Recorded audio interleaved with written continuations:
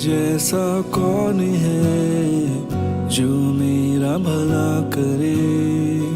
मेरा भरोसा सिर्फ तुझ पर प्रभु। तेरे जैसा कौन है जो मेरा भला करे। मेरा भरोसा सिर्फ तुझ पर प्रभु। मेरे जीवन का स्वामी आधार बना तू प्रभु जी। तू नहीं तो मेरा जीवन व्यर्थ हो जाएगा। मेरे जीवन का स्वामी आधार बना तू प्रभु जी। तू नहीं तो मेरा जीवन व्यर्थ हो जाएगा। एल शदाई आराधना, एलोहीम आराधना, अडोनाई आराधना, यीशुआ आराधना। एल शदाई आराधना, एलोहीम आराधना, अडोनाई आराधना, यीशुआ आराधना।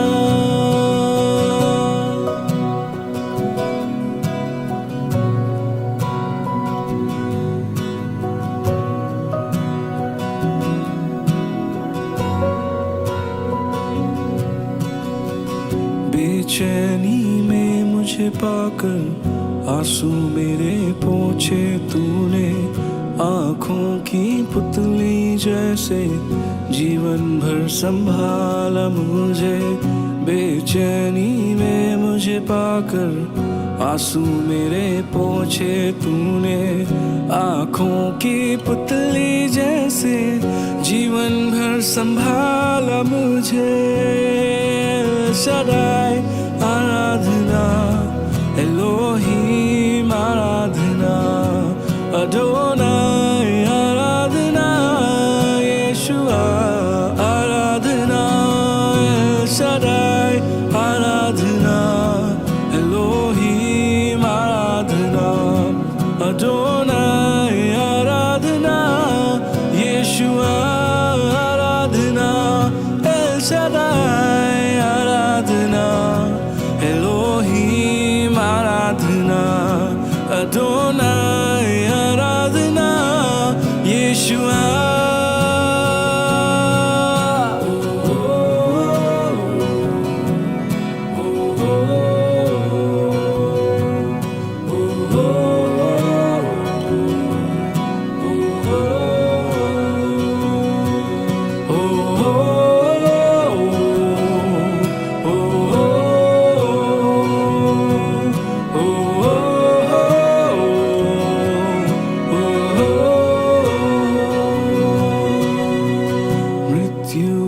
रास्ते पर टूटे दिल को लिए खड़ा था।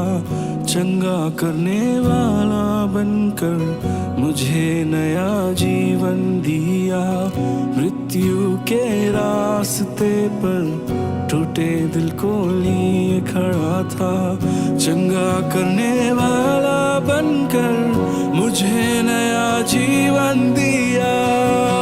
एल शदाई आराधना, एलोहीम आराधना, अडोनाई आराधना, यीशुआ आराधना। एल शदाई आराधना, एलोहीम आराधना, अडोनाई आराधना, यीशुआ आराधना।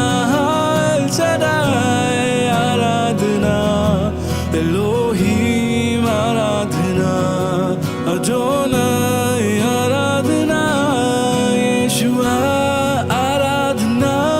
एल शदाई आराधना, एलोहीम आराधना, अडोनाई आराधना, यीशुआ।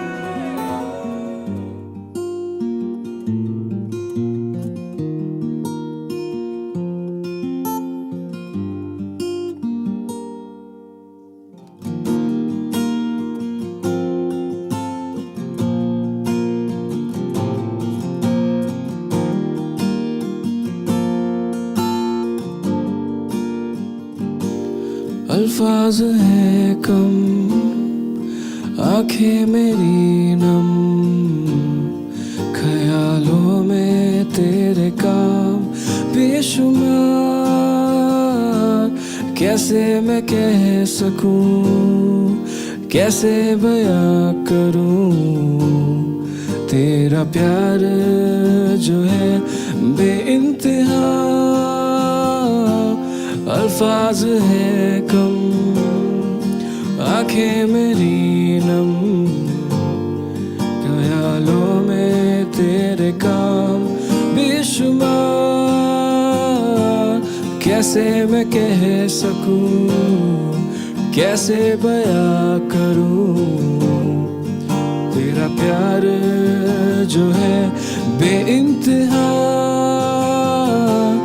मेरी हर सांस तेरे नाम से मसीहा है जुड़ी, मेरी इस जिंदगी की हर खुशी मेहरबानी है तेरी। मेरी हर सांस तेरे नाम से मसीहा है जुड़ी, मेरी इस जिंदगी की हर खुशी मेहरबानी है तेरी, मेहरबानी है तेरी, मेहरबानी है तेरी, मेहरबानी है तेरी। टूटा सा बिखरा सा था मैं यूं ही पड़ा, बेवजह जिंदगी को था जी मैं रहा। टूटा सा बिखरा सा था मैं यूं ही पड़ा, बेवजह जिंदगी को था जी मैं रहा। तेरा करम मुझ पर हुआ है, तू मेरे जीने की वजह है। तेरा करम हाँ मुझ पर हुआ है, तू मेरे जीने की वजह है। मेरी हर सांस तेरे नाम से मसीहा है जुड़ी, मेरी इस जिंदगी की हर खुशी मेहरबानी है तेरी।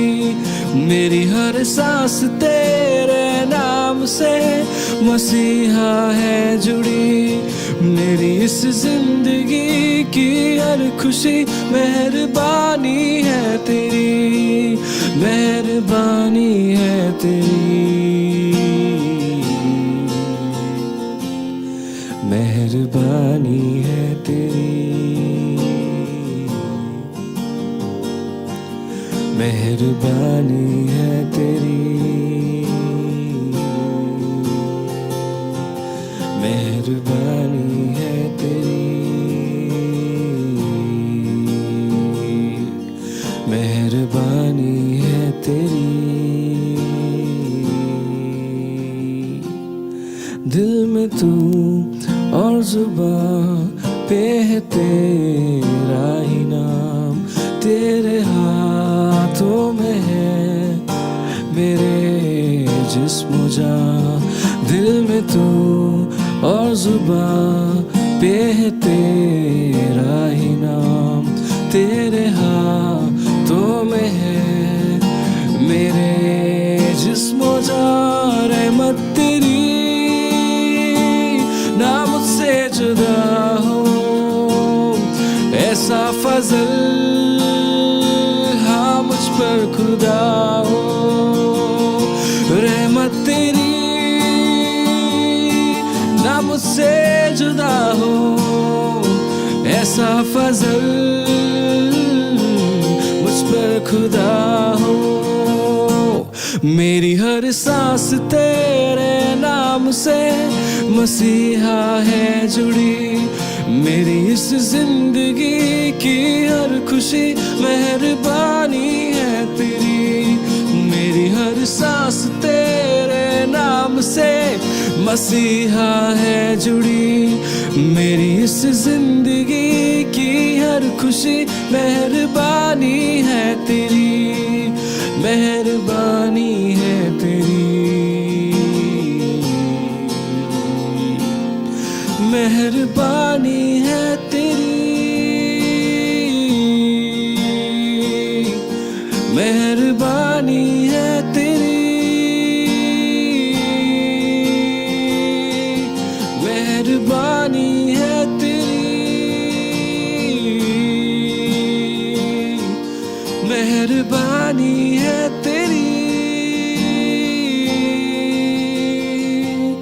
अल्फाज है कम, आंखें मेरी नम, ख्यालों में तेरे काम बेशुमार।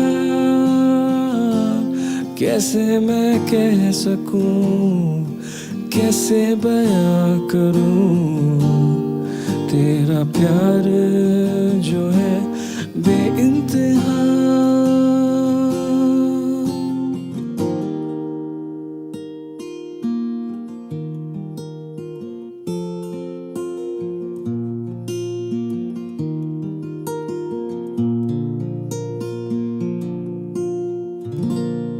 Praise the Lord. Praise the Lord. I want to greet you in the name of मैं Jesus. यीशु मसीह के नाम से आपका अभिवादन करता हूँ। I hope you're all doing good. मैं उम्मीद करता हूँ आप सब अच्छे हैं। Here we are studying again in the Epistle of Colossians. और हम फिर से कलोसियों के पत्री में हैं We are in chapter 2. और हम दूसरे अध्याय में हैं We're going to study from verse 9 onwards. और हम 9वें वचन से आज पढ़ेंगे।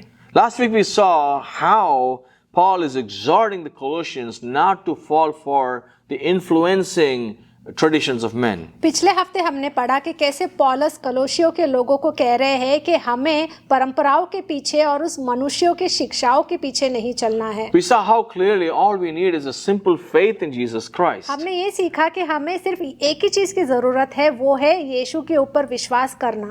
And we don't have to look for those great special experiences. और हमें कोई विशेष अनुभव के पीछे नहीं चलना है। And also to stay away from superstitions. और हमें अंधविश्वास से दूर होना है And the evil like caste systems. और जाति से हमें दूर रहना है। So verse 9 and 10.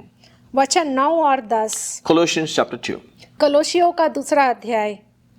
क्योंकि उसमें ईश्वरत्व की सारी परिपूर्णता सदैव वास करती है और तुम उसी में भरपूर हो गए हो जो सारी प्रधानता और अधिकार का शिरोमणि है।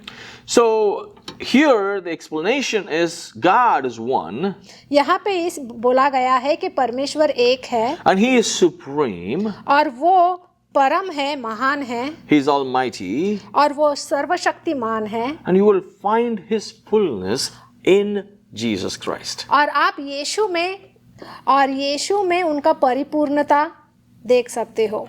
You can have a personal relationship with Jesus as well. और आप यीशु के साथ एक रिश्ता भी रख सकते हो। So God is not distanced from you because of Jesus. और यीशु और परमेश्वर आपसे दूर नहीं है यीशु के कारण। So whoever you are, आप जो कोई भी हो, wherever you are, आप जहाँ पर भी हो, you can call upon His name and be saved. आप उनके नाम को पुकार सकते हो और आपको बचाया जाएगा। All the fullness of God was in Jesus in bodily form. और पूरा परमेश्वर का परिपूर्णता हम यीशु में देख सकते हैं और वो शरीर में आए। Not in an unnatural way or not in a mystical way. और वो कोई रहस्यवादी तरीके से नहीं आए, In reality. लेकिन वो सच्चाई में आए। The apostles were able to see Him, touch Him, eat with Him, hear Him, walk with Him. और प्रेरितों ने उनको देखा, उनके साथ वो रहे, उनके साथ उन्होंने खाना खाया, उनके साथ वो चले। Therefore, you and I have the opportunity to be with Him and experience Him personally in our day in and day out. इसलिए आपके पास और हमारे पास वो अवसर है कि हम अभी भी परमेश्वर के साथ वो रिश्ता रख सकते हैं हर दिन हर पल। So those in Him are made complete in Him. That's what Paul says. और यहाँ पे वो कह रहे हैं कि जो कोई भी उनमें है उनको परिपूर्णता, उनके अंदर परिपूर्णता है। And because Jesus takes away our sins and gives us His holiness, we are found complete in Jesus. क्योंकि यीशु ने हमारा पाप को लिया और उन्होंने हमें उनका पवित्रता दिया, इसके कारण हम यीशु में हैं। If we have a faith-based relationship with Jesus, अगर हमारे अंदर विश्वास में अगर हम यीशु के साथ वो रिश्ता रखते हैं, we are complete and we should be fulfilled. और हम इसके कारण उनमें परिपूर्णता होते हैं, We lack nothing. और हम और कोई चीज की हमारे अंदर कमी नहीं होती। So we don't need to look for more experiences or do more religious activities to please God. इसलिए हमें और कोई विशेष अनुभव के पीछे नहीं जाना चाहिए या कोई धार्मिक ऐसा कुछ काम नहीं करना चाहिए परमेश्वर के पीछे जाने के लिए। We don't need to follow man's traditions to be with Jesus Christ. हमें लोगों की परंपराओं के पीछे नहीं चलना चाहिए यीशु के पीछे चलने के लिए। We don't need special experiences to prove our devotion and desire to be holy. और हमें और कोई विशेष परंपराओं या अनुभव के पीछे नहीं चलना चाहिए ये दिखाने के लिए कि हम कितने पवित्र हैं। If you are in Christ, you're complete. अगर आप यीशु में हैं तो आप परिपूर्ण हैं। Don't pay attention or desire for the attention of the angelic visitations. तो इसलिए आप कभी भी स्वर्ग दूतों के पीछे ना चले या उनके दर्शन के पीछे आप ज्यादा ध्यान ना दें, Or experience like Moses' experience or Elijah's experience. या तो फिर मूसा का अनुभव या एलाइजा का अनुभव के पीछे आपको चलने की जरूरत नहीं Because है, Jesus is higher than all of them. क्योंकि यीशु उनसे भी ऊपर है। Their experiences are not higher than the experience of Moses. That's what they say. उनका मानना ये है कि उनका अनुभव मूसा के अनुभव की तुलना में कम है।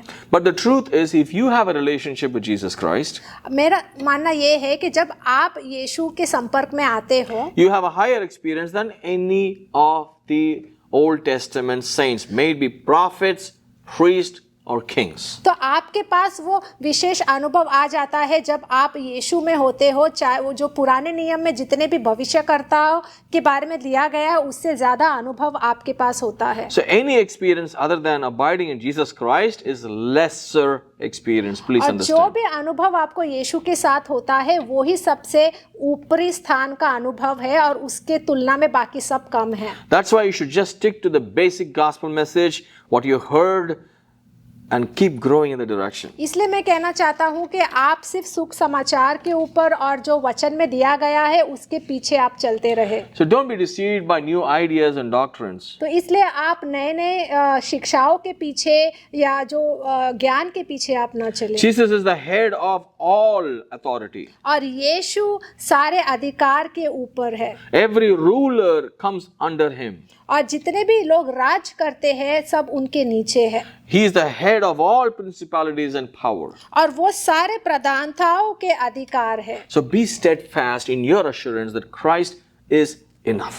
तो इसलिए आप ये जान लो कि हमारे अंदर यीशु है और वो ही सबसे बड़े अधिकार है। So once you're in Christ, you should be satisfied and rest assured for your eternal life. इसलिए आप जब यीशु में हैं तो आप ये मान लो कि आपका जीवन को वो देख रहे हैं और आपका सब कुछ अच्छा होगा, He will lead you to great experiences. क्योंकि वो आपको अच्छा अनुभव देंगे। You don't have to look for new ones. आपको नए नए अनुभव के पीछे चलने की जरूरत नहीं है, He is the highest of all powers. क्योंकि वो सारे प्रधानताओं से बड़े हैं। If you depend on Him, अगर आप उनके ऊपर निर्भर होंगे that is true faith. तो वो ही सच्चा विश्वास And है that is pleasing God. और उसी से परमेश्वर को प्रसन्नता होती है। Don't look for new experiences, a powerful, special, different experience. इसलिए आप नए नए अनुभव के पीछे ना चले जो बहुत ही सामर्थशाली है या बहुत अलग है। Verse 11 and 12. वचन 11 और 12, उसी में तुम्हारा ऐसा खतना हुआ है जो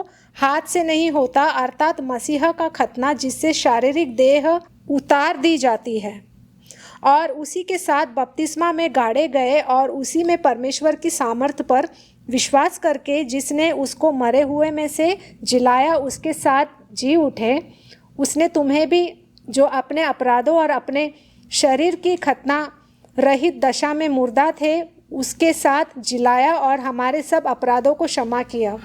Wow. Now, most of the Colossian Christians were not Jewish, तो हमारे बहुत से जो कलोशियो क्रिस्ती थे वो यहूदी नहीं थे, just like you and me. जैसे आप और हम हैं। So they were not circumcised. तो उनकी खतना नहीं की गई थी। So they had to deal with a lot of false ideas taught by Jewish leaders when they follow Christ. और ये यहूदी अगुवाई लोग जो है वो लोग इन्हें बहुत सारा नियम दे रहे थे कि उनको खतना करना चाहिए और ऐसा सब कुछ उन्हें करना चाहिए। It's like this, you know, it's normal when you're new to something, you're always going to look for people who know about it better so you can learn from them. ये ऐसा है कि जब हम कोई चीज़ में नए होते हैं तो हम उनके पास जाते हैं जिनके पास ज़्यादा ज्ञान है, उनसे हम सीखने की कोशिश करते हैं। Like you go to a particular city or a particular school, you want to just know about it, right? जब आप कोई नए शहर में जाते हैं या कोई स्कूल में जाते हैं तो आपको वहाँ का ज्ञान आप प्राप्त करने की कोशिश करते हो। It's normal. You look for somebody who knows about that place better. और ये बहुत ही नॉर्मल है क्योंकि हम ये सब कुछ जानना चाहते हैं, क्योंकि हम उस जगह के बारे में हम जानना चाहते And हैं। at times in this process, we encounter and come across frauds, and we can be taken advantage because of our ignorance. और बहुत बार ऐसा होता है कि जो बुरे लोग हैं वो हमें भटकाते हैं और हमें भी ज़्यादा मालूम नहीं होता, हम उनके पीछे चले जाते हैं। So because of this kind of nature of ignorance, the Colossian church was facing a lot of mixed false theologies. और यही कलेशिया में हो रहा था कि वो सब कुछ सारे चीज़ों में नए थे, तो उनको समझ नहीं आ रहा था कि क्या सही है और क्या गलत है। That's why Paul was offering them help. इसलिए पौलुस उनकी मदद करना चाहते थे। So the Colossians were told that as a Christian you must be circumcised. तो कलोशियों को ये बताया गया था कि जब तुम क्रिस्ती हो तो तुम्हें खतना करना चाहिए। You see, false teachers always lead us to do something materially or physically for a special experience with God. गलत शिक्षक जो है हमें भटकाते हैं और वो चाहते हैं कि हम एक अलग विशेष अनुभव कर सके परमेश्वर के। Listen to me. Listen to me. अब ध्यान से सुने। See, circumcision by itself was given to the Jews in the Old Testament as a sign of cutting off the flesh. और खतना जो है पुराने नियम में हम देखते हैं कि वो यहूदी लोगों को दिया गया था। उसका मतलब ये है कि अपने शरीर का खतना करो, यानी मांस को काटो। In the New Testament, we are asked to circumcise our heart, और नए नियम में हम देखते हैं कि हमें हमारे दिल की खतना करने के लिए कहा गया, which is to cut off the flesh, that is the old man, old mindset, old life. इसका मतलब ये है कि हमें उस मांस को निकाल के फेंकना है जो हमारा पुराना जीवन था, जो जिस पुराने तरीके से हम जी रहे थे, हम पाप में जी रहे थे, उसको निकाल कर हमारे दिल में बदलाव हमें लाना है। Exactly. By this circumcision of the heart, we take part in baptism. जब हम दिल का खतना करते हैं, जब हमारे दिल में बदलाव आता है, तब हम बपतिस्मा लेते हैं। So in baptism, we basically symbolize by burying our old man under the water and rise up with Christ as a new man. और जब हम बपतिस्मा लेते हैं तो हमारा जो पुराना जीवन है उसको हम पानी के नीचे हम जाके उसको हम निकाल देते हैं, और जब हम ऊपर आते हैं, पानी के ऊपर आते हैं, तो हम यीशु मसीह में जीवित होते हैं। It illustrates the death to the flesh and the resurrection to life in Jesus. इसका मतलब ये है कि हमने हमारे पुराने जीवन के लिए हम मर गए हैं और हम यीशु में हम जी उठे हैं। Perfect. So Paul explains physical circumcision or physical experiences or even physical changes are not important. तो पौलुस यहाँ पे कह रहे हैं कि जो शारीरिक बदलाव या शारीरिक तरीके से जीवन जीना ये सही नहीं है और ये महत्वपूर्ण नहीं है। But what is important is the spiritual cutting away of the flesh, the old nature, sinful nature. और पौलुस का मानना ये है कि महत्वपूर्ण ये है कि हमें हमारे दिल को बदलना है, और हमारा जो पुराना जीवन था, जो पुराना ढंग का जो जीवन था, जो पाप में जी रहे थे, उससे हमें अलग होना है। Old habits should go away. जो पुरानी आदतें हैं उसे हमें निकालना है। Some people want to come to the church, they get baptized, they want to take part in communion, but they'll constantly chew tobacco.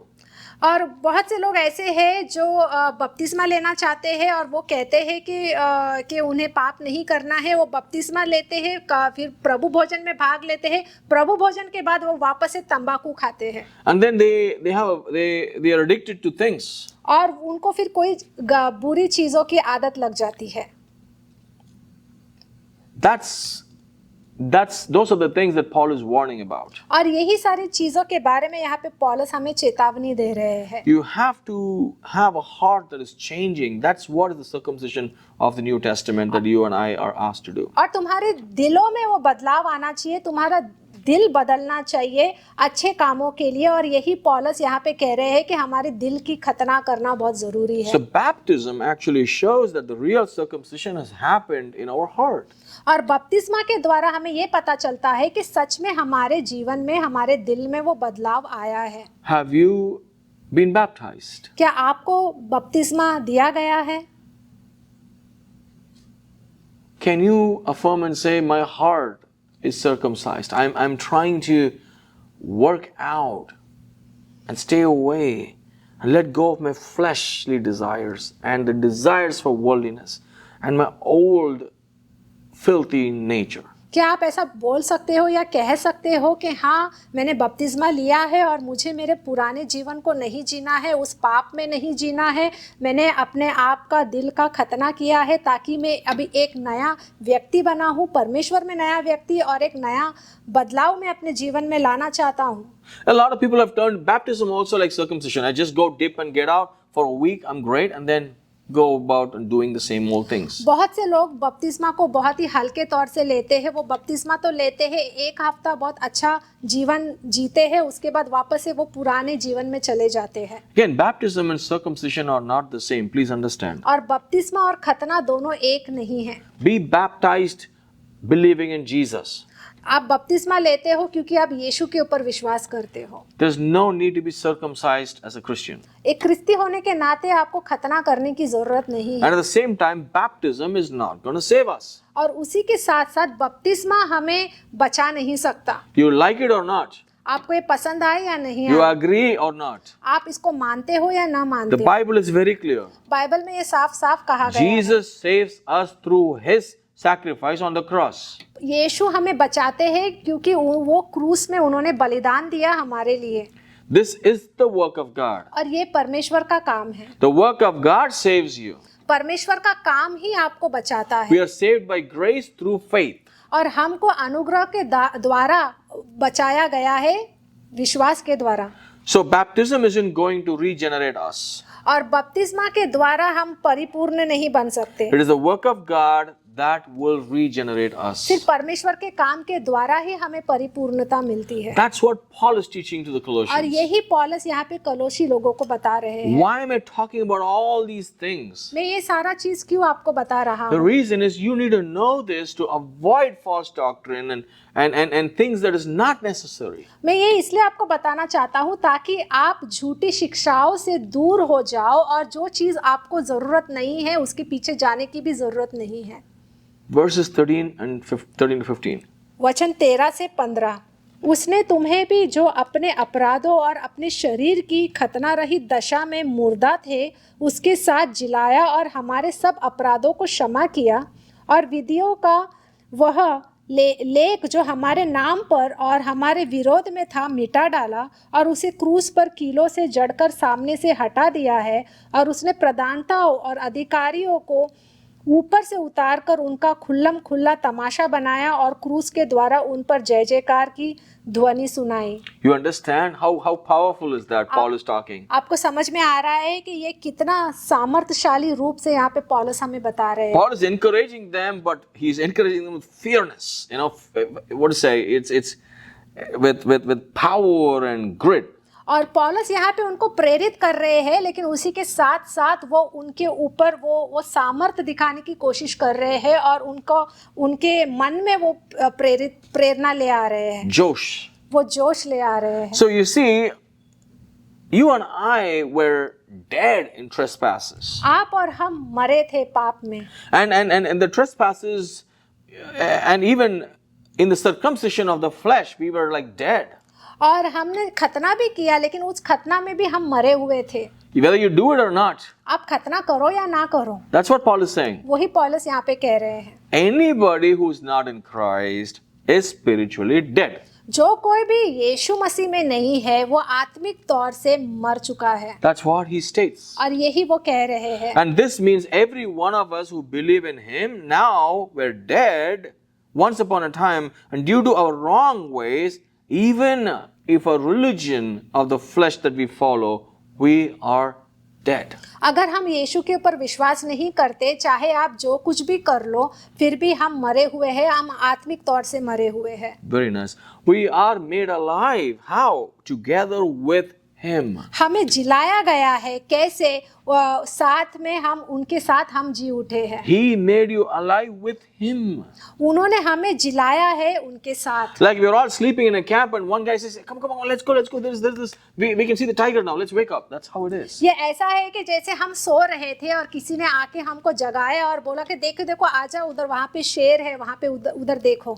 See, the Bible has many prophets. Bible में बहुत से भविष्य करता है, many priests, बहुत से याजक है, many godly men, बहुत ही परमेश्वर के लोग हैं, many kings and many women of faith. बहुत से राजाएं हैं, बहुत ही विश्वासी स्त्री है. But there is only one Savior, लेकिन सिर्फ एक ही उद्धार करता है, and that is Jesus. और वो है यीशु. No one can give life except Jesus Christ. कोई भी हमें जीवन नहीं दे सकता, सिर्फ और सिर्फ यीशु ही दे सकते हैं. No one died for us. कोई भी हमारे लिए नहीं मरे. That's why we were dead in sin, are now alive in Christ because we lay our faith upon Him. पहले हम पाप में मरे हुए थे, लेकिन क्योंकि हमने यीशु के ऊपर विश्वास किया है, जिसकी वजह से हम जी उठे, हमारा उनके ऊपर विश्वास करने के द्वारा. He has not only forgiven us of our sins, He's also given us His righteousness. उन्होंने ना ही हमको पाप से हमें मुक्त किया है, लेकिन उन्होंने अपना धार्मिकता हमें दिया है. You may ask, what is trespassing, brother? आप ये बोल सकते हैं कि ये पाप क्या है. Trespassing means wandering away. पाप का मतलब ये है कि हम भटक गए हैं. Basically stepping away into a boundary that we shouldn't. और इसका मतलब ये है कि हमने उल्लंघन किया है, मतलब जो सीमाएं हमें दी गई थी उस सीमा से हम भटक गए हैं और दूर कहीं चले गए हैं. It's rebellion. इसका मतलब ये है कि हम विद्रोह है, So we were dead. इसलिए हम मरे हुए थे. Therefore, He has now made us alive because of our confession of faith in Jesus Christ. और इसी के कारण जब हमने उनके ऊपर विश्वास किया और ये कहा कि यीशु ही परमेश्वर है, तो उन्होंने हमें नया जीवन दिया And He has made us alive in Him. और उन्होंने हमें जिलाया. Again, we can't be made alive without Jesus. और हम यीशु के बगैर हमें जिलाया नहीं जा सकता. We can't be alive without being with Jesus. और हम यीशु के बगैर हमें जिलाया नहीं जा सकता. As simple as that. ये इतना आसान है. See, we are made alive and are also cleansed, and we are also given His righteousness. हमें जिलाया गया है और साथ ही साथ हमें पवित्र ठहराया गया है और उन्होंने हमें उनका धार्मिकता दिया है. That is God's grace. और यही परमेश्वर का अनुग्रह And है. we have received this by His grace and not by our own works. और ये सब कुछ हमें उनके अनुग्रह के द्वारा मिला है, ना कि हमारे कामों के द्वारा. And you see here in verse 14, He erased the certificate of debt with its obligations. और वचन 14 में लिखा है कि और विधियों का वह लेख जो हमारे नाम पर और हमारे विरोध में था मिटा डाला और उसे क्रूस पर कीलों से जड़कर सामने से हटा दिया. See, this is talking about the legalities understood by the law in the book in the Old Testament. और यही विधियों के बारे में जो पुराने नियम में दिया गया है उसके बारे में बोल रहे And it's हैं. given to the Jews. और ये यहूदियों को दिया गया था. And we as non-followers of the law of God have been once condemned to death. और हम जो यहूदी नहीं है और हम इस विधियों के पीछे नहीं चलते और हम पहले पाप में मरे थे. Jesus went to the cross in your place and my place. यीशु क्रूस में गए, आपके जगह मेरे जगह, And paid the price of death for us. और उन्होंने वो कर्ज को चुकाया जो कर्ज हमें चुकाना चाहिए था. And He redeems us from the debt which we need to pay for our sins, which is death. And He paid it. और उन्होंने वो सारा कर्ज को चुकाया जो आपको और मुझे चुकाना चाहिए था, और उन्होंने हमें छुटकारा दिया उस पाप से. How? कैसे? By His death. उनके मृत्यु के द्वारा. He took our place. क्योंकि उन्होंने हमारा जगह लिया. And you see here, it's all wiped out right now. That's He erased. Jesus erased, says Paul. और यहाँ पे पौलुस ने कहा है कि यीशु ने उसे मिटा डाला. If Jesus erased it, what power does it have for you to follow in your life after Jesus has come It's gone. You don't have to follow those things. और जब यीशु ने यहाँ पे मिटा डाला, इसका मतलब ये है कि वहाँ पे और कोई सबूत नहीं है, वो उन्होंने सब कुछ वो मिटा डाला।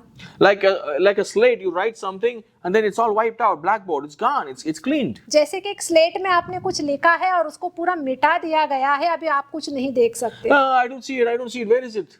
हाँ, मैं नहीं देख सकता, कहाँ पर है। You don't have to see it. आपको देखने की जरूरत नहीं है, It's gone. It's not necessary. That lesson is not for your life anymore. क्योंकि वो चला गया है और वो शिक्षा आपके जीवन के लिए अभी उपयोगी नहीं है। That's exactly what he's saying. और यही पौलुस यहाँ पे कह रहे हैं। So now, being in Jesus Christ, यीशु में रहना, the law doesn't condemn us because it's invalid in our lives because we are no more bound by the law written in the Old Testament. क्योंकि वो विधि अभी हमारे कुछ काम के नहीं है, क्योंकि उसके पीछे हमें चलने की जरूरत भी नहीं है, क्योंकि यीशु ने आके वो सब कुछ हमारे लिए चुकाया है और मिटा दिया है। We are now bound by the law of Christ. अभी हम सिर्फ और सिर्फ यीशु के विधि में हैं। Those writings of law are erased forever and ever for us now. जो भी विधियां लिखी गई थी वो सब कुछ मिटा दिया है हमारे जीवन से। So therefore we are not abide by them if we abide in Christ. इसलिए हमें उस विधियों के पीछे चलने की जरूरत नहीं है, क्योंकि अभी हम यीशु में हैं। So imagine those who don't follow the law of the Old Testament, nor abide in Christ. आप उनके बारे में सोचें जो पुराने नियम की विधि में भी नहीं चल रहे हैं और यीशु मसीह में भी नहीं चल रहे हैं। They are in great trouble, right? वो लोग बहुत बड़े खतरे में हैं। So these, Paul is talking about these certificates, these obligations, right, were never for us. और यही पौलुस कह रहे हैं कि ये सारे चीज हमारे लिए कभी था ही नहीं, It was against us actually. क्योंकि ये हमारे खिलाफ था। So how can we say we don't have to follow if we are in Christ these laws? तो हम ये कैसे बोल सकते हैं कि हमें ये सारे चीजों के पीछे चलना है? Because he nailed it to the cross. क्योंकि ये सब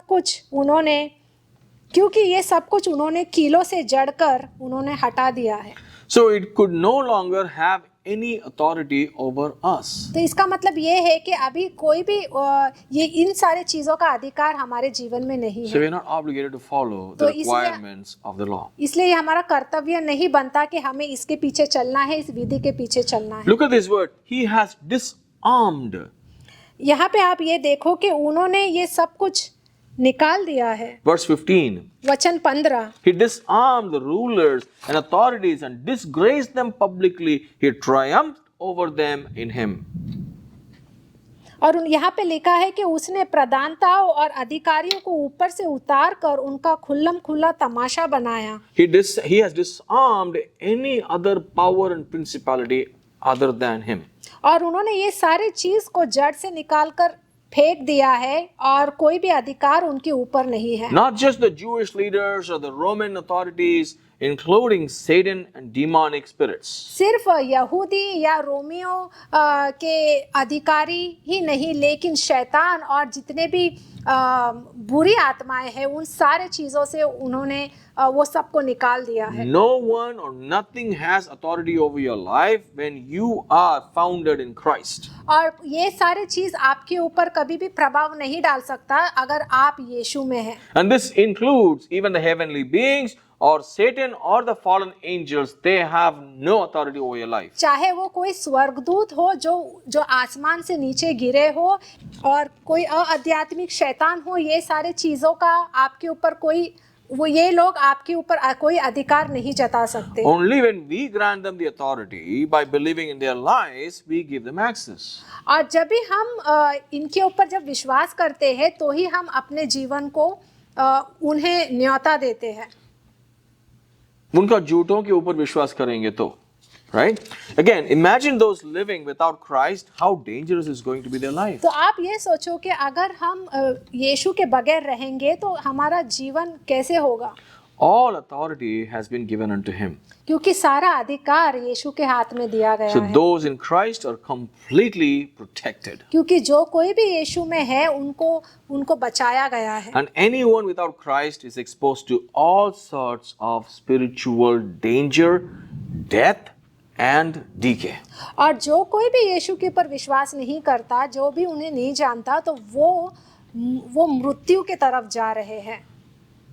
why does this not affect us? ये हमारे जीवन के ऊपर क्यों असर नहीं पड़ रहा? Because Jesus has disarmed them, they cannot attack us anymore. क्योंकि यीशु ने उनको अलग कर दिया है और वो हमारे ऊपर वार नहीं कर सकते। It's like you see on the, some of these videos where, somebody has a gun and the other guy can hold the gun and take it away, like a police officer can do it. He's disarmed. ये ऐसा है कि किसी के हाथ में gun है और पुलिस ऑफिसर ने आके उसके हाथ से वो गन को छीन लिया। So that person cannot hurt us anymore. तो उसके बाद वो व्यक्ति हमें चोट नहीं पहुंचा सकता। So Jesus Christ has disarmed all the power of the enemy and they have no access. और इसी तरह यीशु ने वो सारे चीजों को उनके हाथ से छीन लिया है, तो उनके ऊपर और कोई अधिकार नहीं है। So, but they can deceive us. लेकिन वो हमें भटका सकते हैं। They can create fear in us. वो हमारे अंदर भय ला सकते हैं।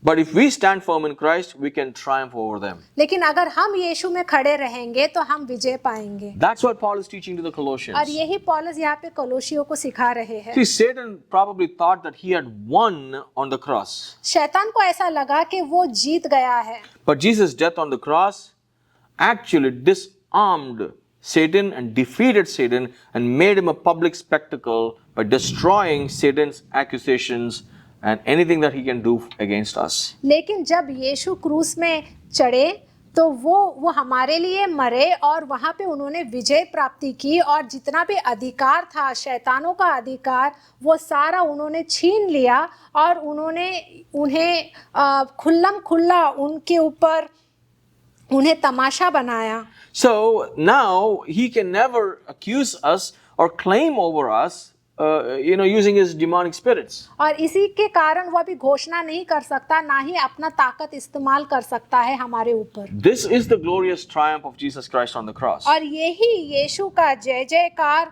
का ध्वनि है, उन्होंने क्रूस पर विजय पाया। So if you abide in Christ, you can also triumph over all these things. और अगर आप यीशु में रहेंगे तो ये सारी चीजों में आप भी विजय पाएंगे। That's why we say in the name of Jesus. इसलिए हम कहते हैं कि यीशु के नाम से, Because there is victory only in the name of Jesus. क्योंकि यीशु के नाम में ही हम विजय पा सकते Because हैं। he's the only one who took up the cross क्योंकि वो एक ही है जिन्होंने क्रूस को लिया है for you and me.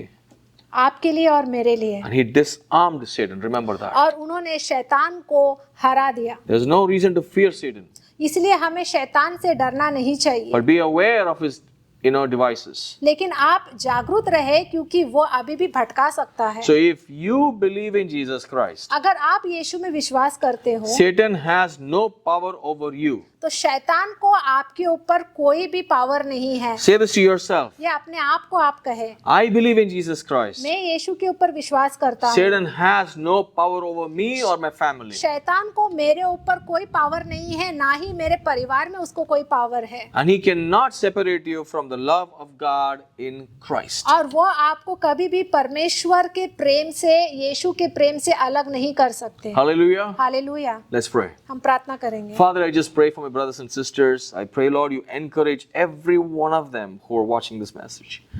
I pray their hearts yearn for you and trust you and know that you have disarmed Satan and all the vices, all the fear, all the troubles that they have. They think that the devil has taken over their lives. In the name of Jesus, stop now. I pray, Lord, you give them a better understanding about you and your power. And also, Lord, help them to walk wise, including me and my wife, all of us. We be able to walk wisely depending on you. Lord, we trust you. You are our might. You are our strength. You are our fortress. We run to you, Lord. Lead us and guide us. Thank you, Lord, for taking the cross for us. Thank you. In Jesus' mighty name we pray. Amen. Amen. Thank you for joining us. धन्यवाद हमसे जुड़ने के God bless you. लिए। परमेश्वर आपको आशीर्वाद See you soon. हम जल्द मिलेंगे। Oh, I've heard 1,000 stories of what they think you're like, and I've heard the tender whispers of love in the dead of night, and you tell me that you're pleased and that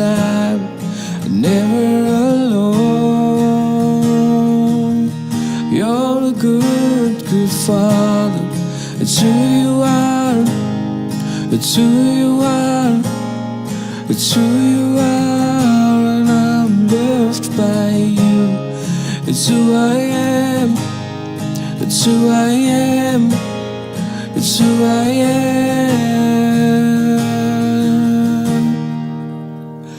Well, I've seen many searching for answers far and wide, and I know that we're all searching for answers. Only you provide, 'cause you know just what we need before we say a word. You're a good, good Father.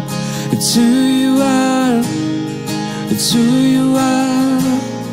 It's who you are, and I'm loved by you. It's who I am. It's who I am. It's who I am.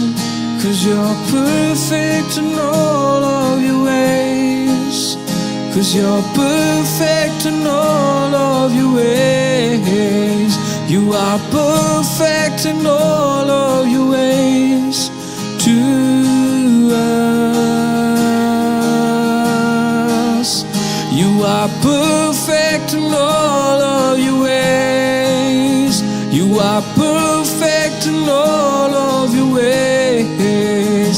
You are perfect in all of your ways to us.